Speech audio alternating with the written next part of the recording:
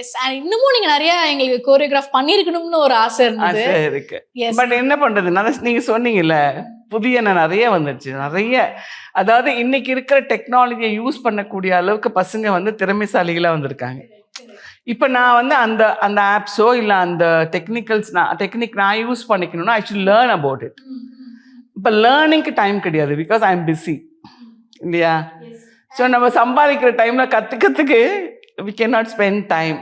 And okay, God has given this இந்த way கொடுத்துருக்காங்க நமக்கு. அந்த ஈசன் சாங்க்கு அப்புறம் இந்த ரெக்கக்னைசேஷன் இருக்குல்ல, எங்கே போனாலும் அக்கா அக்கா, எங்கள் அம்மாவுக்கு இந்த பாட்டு பிடிக்கும், எங்கள் பாட்டி இந்த பாட்டு கேட்டால் அழுதுடுவாங்க.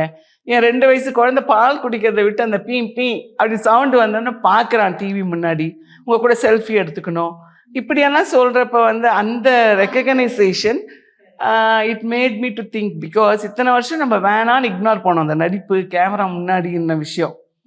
பட் இந்த ஓவர் நைட்டில் இந்த சாங் வந்து இட் மேட் எல்லா வீட்டுக்கும் என்னை ரீச் பண்ண வச்சதுனால okay, let us continue acting. கண்டிப்பா இந்த அன்பு வந்து நம்ம டினை பண்ணவே முடியாது. கண்டிப்பா கண்டிப்பா.